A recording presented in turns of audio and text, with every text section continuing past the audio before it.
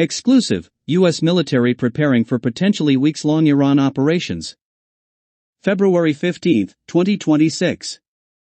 The U.S. military is preparing for the possibility of sustained, weeks-long operations against Iran if President Donald Trump orders an attack, according to two U.S. officials who spoke to Reuters on condition of anonymity. Such a campaign would mark a significant escalation beyond previous confrontations between the two countries. The planning comes as diplomatic efforts continue.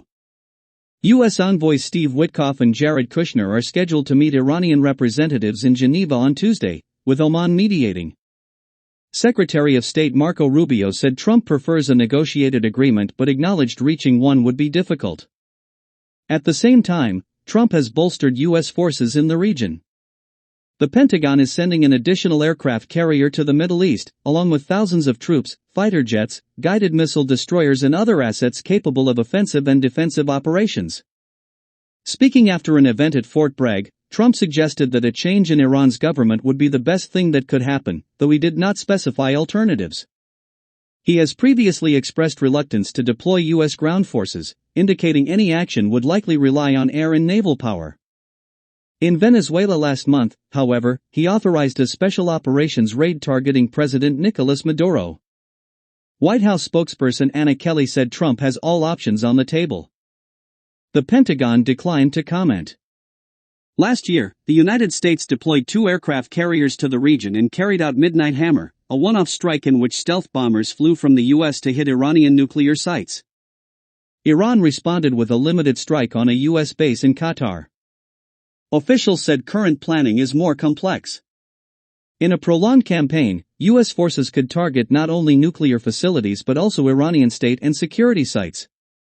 The United States expects Iran to retaliate, potentially triggering repeated exchanges and raising the risk of broader regional conflict. Iran possesses a large missile arsenal and has warned it could strike U.S. bases across the Middle East if attacked. American forces are stationed in countries including Jordan, Kuwait, Saudi Arabia, Qatar, Bahrain, the United Arab Emirates and Turkey. Trump has repeatedly threatened military action over Iran's nuclear and ballistic missile programs, warning that failure of diplomacy would be very traumatic.